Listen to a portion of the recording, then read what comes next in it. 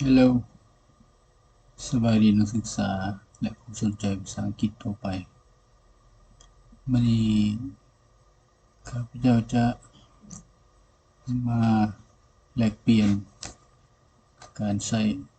adverb อยู่ในประโยค What is an adverb คำถามคือ adverb เป็นหยังและคำตอบก็มี Adverb is a word that modify verb, adjective, another adverb, and modify a whole sentence. Adverb นี้หน้าที่ของมันก็คือมี4อย่างหลักๆ1ก็ modify คือขยาย verb ให้ความหมายเกี่ยวกับ verb 2ขยาย adjective หรือคุณศัพท์3ขยาย adverb หรือคำกริยาพิเศษอื่นๆอันที่5อันที่4 5เนาะ1 2 3 4โอเคอันที่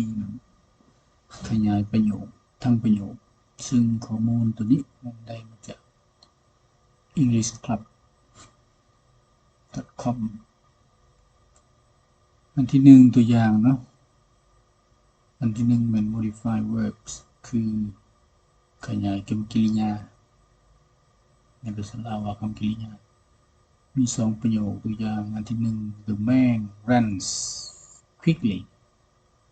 นิสัยผู้นั้นแล่นไวตัวที่2ประโยค2 John speaks loudly John นี้เว้าภาษาอังกฤษดังแบบที่2ก็คือการขยายคำคุณศัพท์ขยาย adjective ตัวอย่างประโยค She speaks ตัวนี้ใส่ s She speaks English well เราเว้าภาษาอังกฤษได้ดีอันที่อาจารย์ Mybone หรือข้าพเจ้า Mybone ก็คือ adverb ทั้งหมดซึ่งตัว italic แม่นตัวมันขยายความหมายเป็น verb ที่มันไปขยายตัวที่2 He is really handsome โอเค handsome adjective ซึ่ง really เป็น adverb modify handsome เราแท้เราจะสู้แท้อันที่3ประโยคที่3 That was extremely kind of you อันที่3เป็นนั่นแม่นผู้ชายที่ใจดีแท้ๆอีหลีภาษาลาวนั่นเป็นผู้ชายที่เจ้าสู้เจ้าเป็นผู้ชายที่เจ้าที่ใจดีอีหลีเจ้าแม่นผู้ชายหรือเป็นผู้ชายที่ใจดีแท้ๆมาเบิ่งตัวที่3 modify another adverb หรือว่ามันขยายคำกริยาวิเศษตัวอื่นในประโยคเช่น She drives very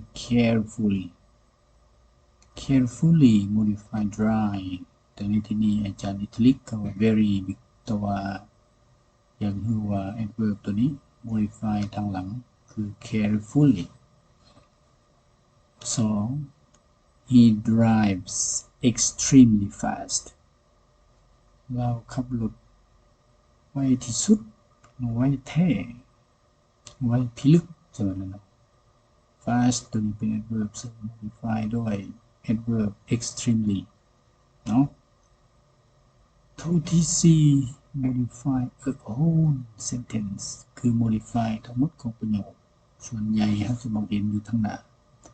แต่บางกรณีเรามาใส่ทางหลังในภาค speaking ก็ได้เนาะแต่ภาคเขียนกับเขียนเรานิยมใส่ทางหน้าเป็นสัดส่วนใหญ่ตัวอย่างประโยคที่1 Obviously I can't read any sentence ข้อยบ่สามารถอ่าน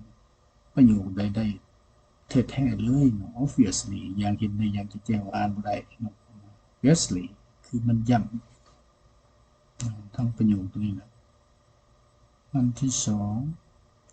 Fortunately I could save my files in the computer ยังโชคดีที่ก้อยสามารถเซฟเอกสารหรือว่า copy เอกสารอยู่ในคอมพิวเตอร์ได้ก็หมายความว่าก่อนหลังจากเซฟแล้วคอมพิวเตอร์มีปัญหาเนาะก็ยังสามารถเซฟได้อยู่ก่อนมันจะมีปัญหาหรือว่า crash นะคอมพิวเตอร์ crash เนาะ Finally ตัวที่สาม I can find the answers ในที่สุดก็สามารถเห็นคำตอบแล้วได้แล้วได้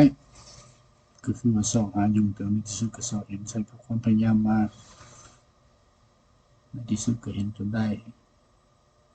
เนาะอันนี้มันการใช้ adverb อยู่ในภาษาอังกฤษสำหรับ time หรือว่า group of adverbs นั่นเป็นอาจารย์จะหรือว่าข้าพเจ้าจะแชร์ลงเป็นคลิปวิดีโอต่อไปส่วนคลิปวิดีโอตัวนี้จะประมาณนี้ก่อนส่วน exercise ตัวนี้ถ้าผู้ใดสนใจอยากลองฝึกตามที่อาจารย์แนะนำสี่ประเภทของ adverb มันไปขยายนอกจากลองไปเห็นเบิ่งแล้วสามารถติดต่อทาง WhatsApp ซึ่ง WhatsApp ของอาจารย์นั้นเป็นลุมเนาะ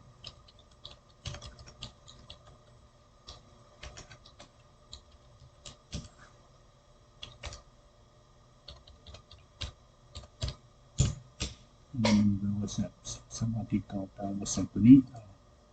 สามารถแลกเปลี่ยนกันได้อาจารย์ยังบ่จะแจ้งตัวไหนอยู่ในนี้ก็สามารถ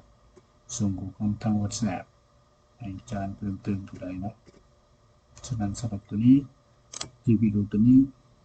ขอจบก่อนส่วนประเภทของ adverb มีจักประเภทมันคลิปต่อมาอาจารย์จะลงต่อเนาะหวังว่าทุกคนคงจะติดตามอยู่ใน YouTuber ของอาจารย์ที่อาจารย์มี YouTuber ซึ่งสามารถพิมพ์สื่ออาจารย์เป็นภาษาอังกฤษของบุญยศบุพภาได้เนาะขอบใจหลายๆสำหรับคลิปนี้